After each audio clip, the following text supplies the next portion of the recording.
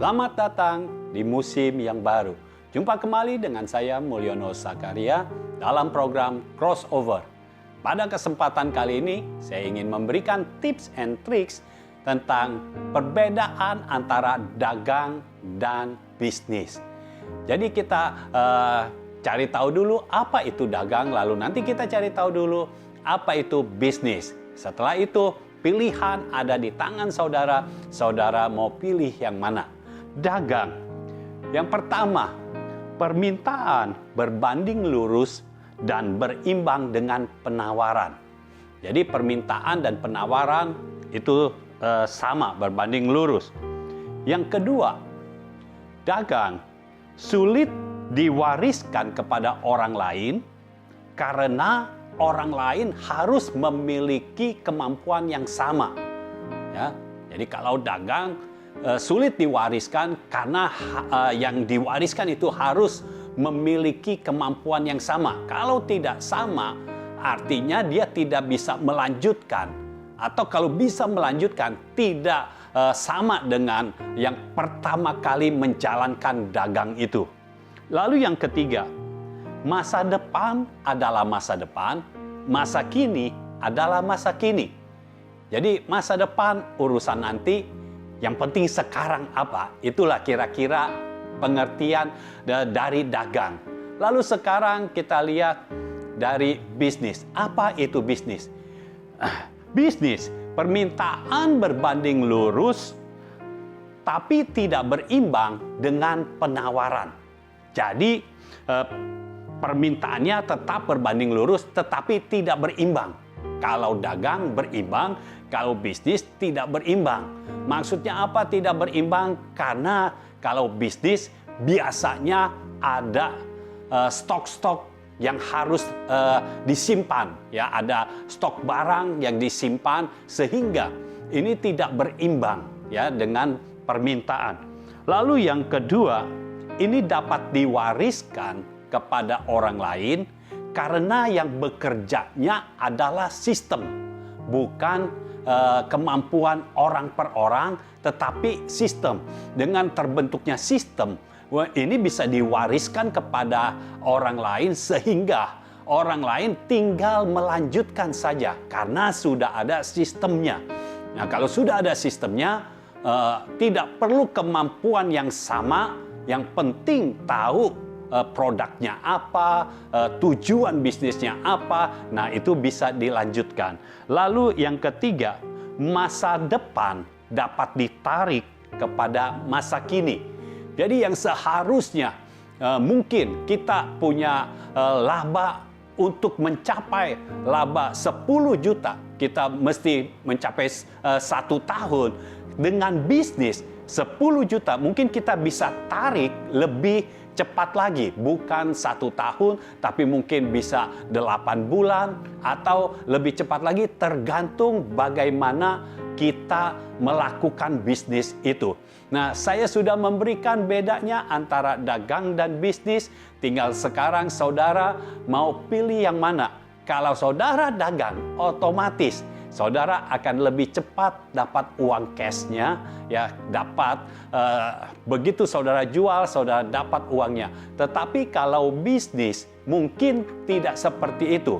Ya, kalau dagang saudara dapat labanya mungkin lebih besar, tetapi kalau bisnis mungkin lebih kecil karena pasti ada perbedaan antara dagang dan bisnis. Di dalam melakukan tugasnya, waktu kita dagang, kita berprinsip apa yang kita tawarkan ini harus habis. Sedangkan kalau bisnis, apa yang kita tawarkan, bagaimana kelangsungannya nanti. Demikian tips and tricks dari saya. Dan saya berharap dengan apa yang saya berikan ini bisa membuka mata saudara apa yang sedang saudara jalani sekarang ini. Saudara sedang berdagang atau berbisnis. Tuhan memberkati. See you at the next level. Selamat datang di program Crossover to the Next Level. Kita berjumpa lagi bersama saya David Alexander dan kita ada di dalam episode Dagang versus Bisnis. Bersama saya telah hadir Evangelis Mulyono Zakaria dan kita langsung saja simak talk show berikut ini. Selamat datang Bang Mul di program Crossover. Ya, Gimana kabarnya Bang Mul hari ini? ya baik selalu, ya selalu baik. Puji Tuhan ya. Hari ini kita ada di dalam episode dagang versus bisnis. Ya, Nah ini topik yang sangat menarik sekali ya, karena Ya. kebanyakan orang tuh mengira kalau dagang sama bisnis tuh sama gitu, Ya. tapi ternyata berbeda. Ya, Nah ya. Bang Mul bisa memberikan contoh yang lebih spesifik lagi nggak? Contoh dari dagang dan dari bisnis itu seperti apa? ya. Contohnya begini, saya ada beritahu bahwa dagang versus bisnis itu, kalau dagang itu permintaan sama penawaran itu sama, Iya. ya, dan berimbang. Iya. Nah, yang membedakan kalau bisnis permintaan dan penawaran itu sama, tapi tidak berimbang. Jadi maksudnya begini, kalau kita dagang, ada permintaan pasar 100, Iya. pasti kita akan langsung berikan 100, itu dagang. Iya. Tapi kalau bisnis, itu pakai analisa terlebih dahulu, waktu permintaan 100, ini ada barang lain nggak di luar yang sama dengan barang kita? Kalau tidak ada, permintaan 100 yang dikeluarin 80. Tujuannya apa? Orang jadi penasaran. Iya. Jadi orang, aduh, dapat barang ini susah. Nanti Iya. begitu kita tawarkan lagi, ya, kita tawarkan lagi 80. Orang yang tadinya sudah beli, jadi mau beli lagi. Iya. Karena merasa, oh ini barang agak langka. Gitu. Tapi kalau misalnya kita dagang, ada permintaan 100, kita berikan 100. Orang udah nggak penasaran. Iya. Mau 100, dapat 100. Ya. Lalu permintaannya berapa? 150. Ya 150. Jadi dia berimbang. Jadi permintaan berapa, penawaran ada. Iya. Ya. Bisnis juga gitu, permintaan ada, penawaran juga ada. Iya. Sama, hanya tidak berimbang aja kalau bisnis, karena dia selalu melihat ke depannya bagaimana. Sedangkan kalau dagang kan begini, sekarang saya ada barang ini, bagaimana saya mesti jual habis Iya. secepatnya. Kalau perlu hari ini juga, begitu. Ya, jadi kira-kira bisa ditangkap nggak itu? Kalau dagang itu, jadi seperti itu. Hari ini kalau bisa selesaikan hari ini semua beres, udah gitu. Itu dagang. Ya. Iya. Mungkin ada perbedaan yang lain lagi di dalam melayani pembeli.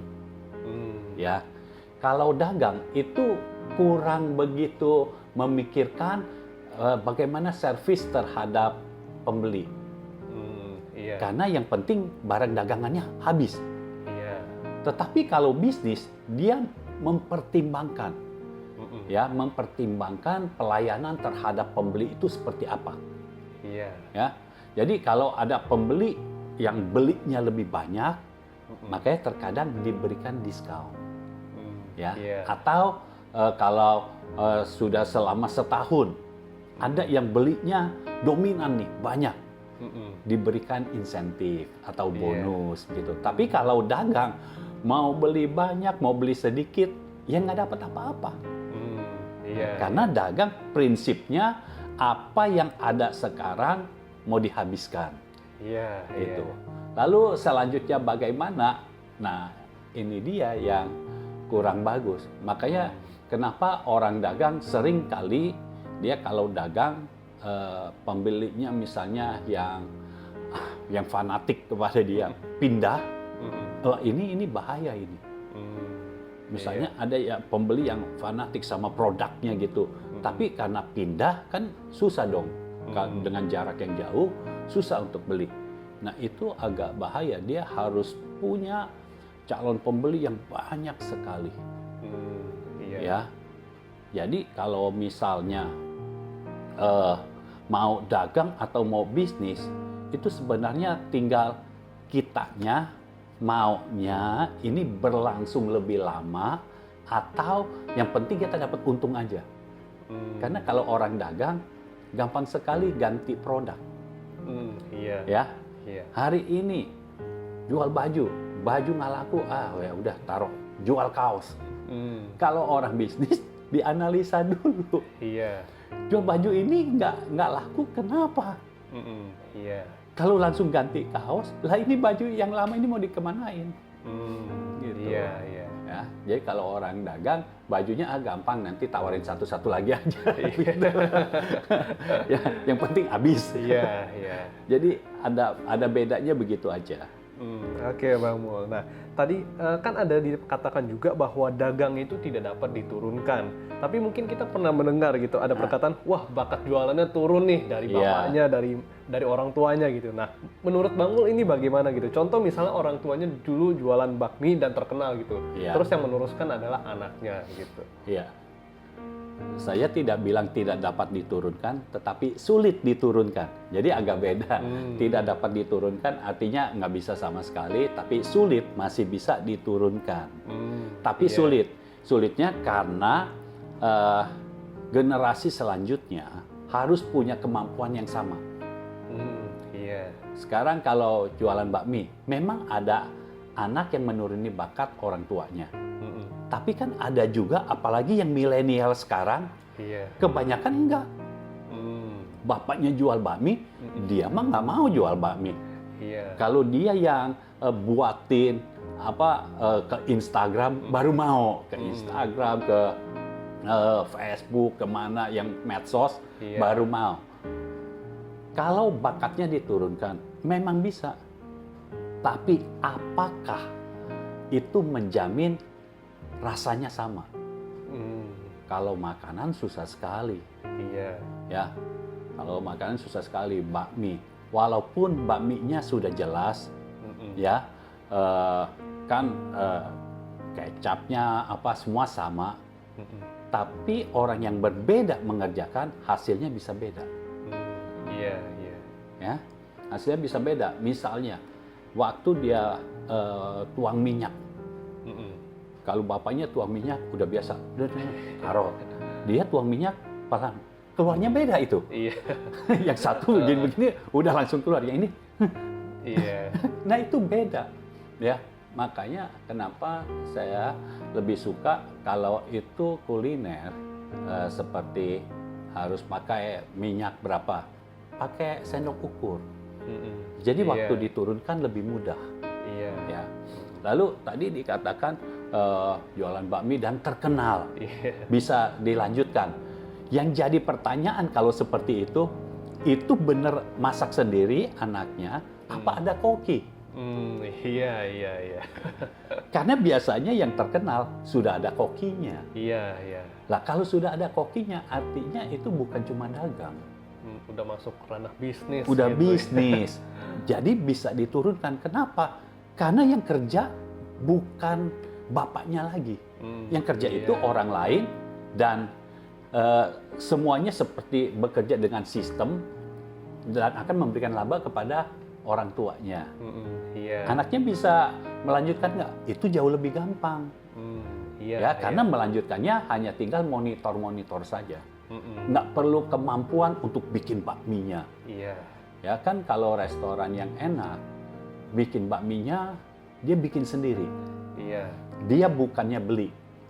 Supaya apa? Supaya cita rasanya itu sama. Karena kalau dia beli bisa berubah-ubah. Kalau harga telur lagi mahal, telurnya dikurangin. Nah, itu kan repot. Ya, rasa juga kan bisa berubah-ubah juga. Ya.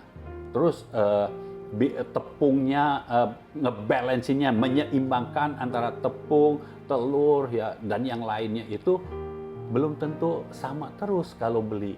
Jadi kebanyakan kalau orang sudah jual bakmi dan apalagi terkenal, bakminya itu dibuat sendiri. Jadi menjaga cita rasa. Jadi ya seperti itu, kalau diturunkan bukannya nggak bisa, tapi sulit kalau dagang.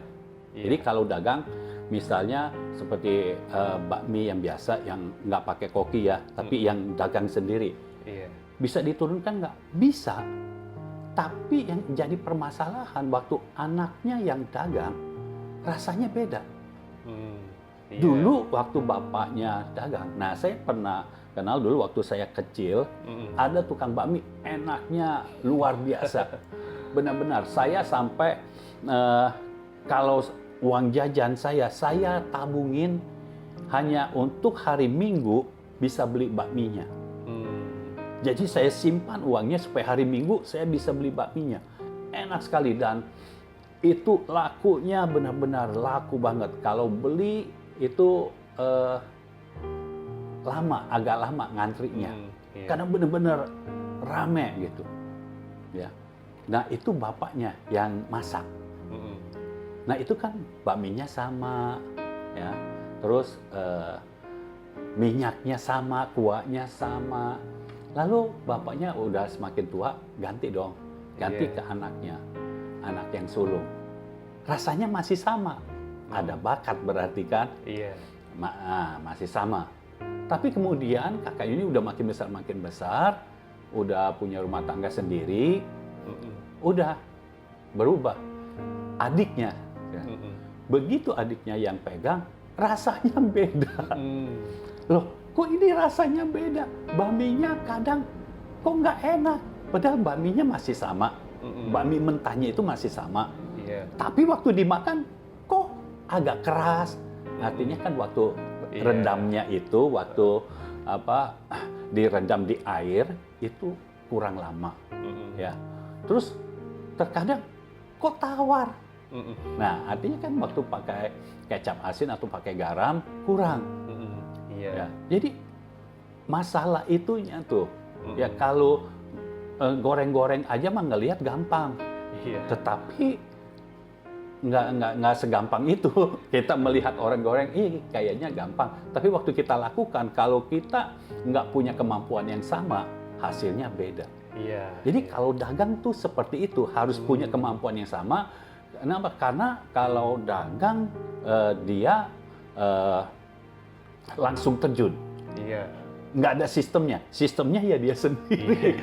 Dia sendiri yang mengatur mau sistemnya seperti apa. Jadi sekarang alhasil tukang bakmi itu dagangnya paling seminggu sekali aja. Dan itu juga nggak terlalu banyak yang beli. Jadi ya lama-lama akhirnya mungkin udah tutup sekarang. Begitu. Ya. Oke, Bang Mul. Nah, terkait masa depan dan masa kini dalam berdagang atau berbisnis. Nah, Bang Mul boleh menjelaskan lebih lanjut lagi nggak nih terkait hal ini, terutama dalam berbisnis? Bagaimana caranya kita bisa menarik masa depan menjadi masa kini? Contoh misalnya laba 10 juta, kita bisa meraih dalam 1 tahun, tapi sekarang kita bisa raih dalam 8 bulan, misalnya seperti itu. Iya. Itu hanya bisa di bisnis ya. Di dagang agak susah. Karena dagang pertama sering kali uangnya kecampur. Itu yang membuat uangnya itu tercecer nggak tahu kemana. Jadi tiap kali mau beli sesuatu yang lebih mahal, uangnya kok udah nggak ada. Gitu. Karena biasanya kan gini, kalau kembali ke tukang bakmi, biasanya kan tukang bakmi itu makannya bukan bakmi. Gitu. Karena kalau dia mau makan bakmi seperti udah ngelihat terus tiap hari kayaknya bagaimana gitu. Jadi dia belinya yang lain. Gitu. Nah, itu nggak tahu belinya berapa dan dia cuma tahu kalau uang yang di kantong ya udah itu uang dia gitu. Tapi besok kan dia mesti beli lagi bakmi mentahnya, kecap asinnya, ayamnya, banyak yang harus dibeli. Jadi kalau seperti ini kurang begitu terlihat masa depannya. Itu cukup untuk sehari-hari aja. Jadi untuk sehari-hari cukup. Tapi untuk masa depannya agak sulit gitu. Nah, kalau orang bisnis, kalau yang dagang bakmi, dia pakai catatan. Kalau dia pakai orang, ada catatannya. Gajinya berapa? Ya. Dan dia tidak mau campur uangnya dengan uang pribadi. Jadi kalau kita mau mulai berbisnis, harus diawali dengan pencatatan. Ya kalau tidak ada pencatatan, tidak bisa bisnis. Karena datanya kita nggak ada untuk membuat sesuatu untuk buat SOP-nya, standar of procedure-nya, kita nggak bisa buatnya. Gimana kita mau buat habis ini kita harus begini, terus kita jual begini, caranya begini. Nah, kita mau bikin promo misalnya. Nah, kalau orang dagang nggak mengerti, bukan nggak mengerti, nggak mau tahu soal promo. Pokoknya kalau mau beli, ya beli silahkan.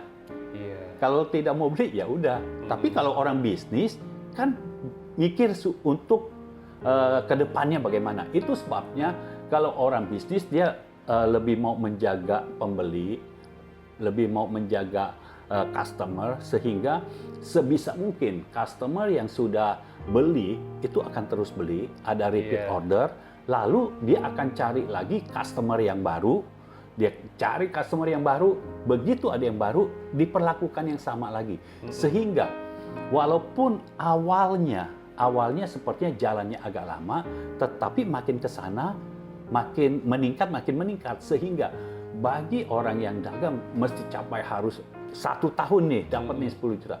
Kalau dia 8 bulan aja udah bisa. Kira-kira seperti itu hitungannya. Karena kalau orang bisnis, dia memikirkan masa depan, bagaimana ke depannya, bagaimana kelangsungan usahanya. Tapi kalau orang dagang, sekali lagi, orang dagang cuma tahu yang ditawarkan hari ini, yang mau dijual hari ini, bagaimana cara menghabiskannya. Begitu. Iya. Nah, terakhir nih Bang Mul, apakah dalam usaha kita bisa memulai awal itu dengan berdagang supaya labanya tuh lebih cepat gitu, baru nanti di tengahnya kita transisi mulai kita berbisnis gitu? Iya, memang rata-rata semua pebisnis yang sukses diawali dari berdagang, diawali dengan tidak ada catatan, pernah ada satu orang jual es keliling. Ya, es campur, es teler gitu, jual keliling. Ya. Kan itu nggak ada catatan. Pokoknya dia jual aja udah. Tetapi lama-kelamaan banyak yang suka. Ya, banyak yang suka. Dia mulai beralih dari dagang beralih ke bisnis. Dia mulai pakai karyawan. Ada orang yang membantunya. Masih pakai gerobak, ya. Tapi kemudian beberapa tahun kemudian dia sudah bisa beli ruko dan dia sudah pakai ruko untuk jualan di situ. Ya, jadi dia mulainya pertama dari dagang aja. Ya, nah sebenarnya di Indonesia ini untuk orang naik ke level menengah itu sangat-sangat besar peluangnya. Karena banyak yang kalau cari uang itu dagang.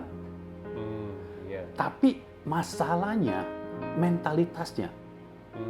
Jadi satu kali saya mengadakan training di kawasan Jakarta Pusat, tapi ini orang-orang yang agak bawah. Jadi saya training tanpa dibayar. Lalu waktu saya tanya usahanya apa, ada yang usahanya katanya bikin ayam gorengnya itu enak. Tapi dia berkata begini, tapi saya malas. Gitu. Malas. Jadi saya mah kalau lagi mau dagang ya saya dagang, kalau enggak ya udah. Nah, saya coba ubah konsep pikirnya. Saya beritahu masa depannya. Apakah mau hidup sama seperti ini aja? Saya hitung kalau dia jual konsisten, saya buat perhitungannya. Kalau jual konsisten dapatnya segini. Kalau dapat segini, nah ini sebulannya segini, setahunnya segini. Sekarang rumahnya kecil, kontrak. Saya bilang kalau sudah punya uang segini, setiap bulannya bisa cicil rumah, bisa punya rumah sendiri. Baru terbuka. Wah iya saya mau kalau begitu. Jadi lebih rajin. Jadi sebenarnya peluang untuk orang-orang Indonesia naik dari level bawah ke level menengah itu sebenarnya peluangnya besar. Banyak yang bisa masak, banyak yang jago masak. Tapi masalahnya ya begitu. Mentalitasnya. Gitu. Mentalitasnya ya merasa karena tidak berpikir, tidak ada yang membukakan pikirannya untuk masa depan itu ada sesuatu yang jauh lebih baik lagi. Iya. Jadi ketika dibuka masa depannya, dia mau. Iya. Ya, jadi seperti itu kira-kira. Iya, oke Bang Mul. Nah, pertanyaan tadi menutup untuk episode kita hari ini. Kita akan berjumpa di episode yang selanjutnya. Terima kasih Bang Mul untuk kehadirannya. Tuhan Yesus memberkati. Tuhan memberkati. Demikian episode hari ini. Biar melalui episode hari ini, saudara jadi bisa lebih mengerti secara lebih jelas dan saudara dapat menentukan mana yang saudara akan pilih, dagang versus bisnis. Program Crossover akan tayang setiap hari Selasa pukul 7 malam. Saudara bisa klik like dan subscribe channel YouTube Mulyono Zakaria. Dan jangan lupa klik loncengnya. Saudara juga bisa follow Instagram JGF Indonesia. Saya David Alexander, kita berjumpa di episode yang selanjutnya.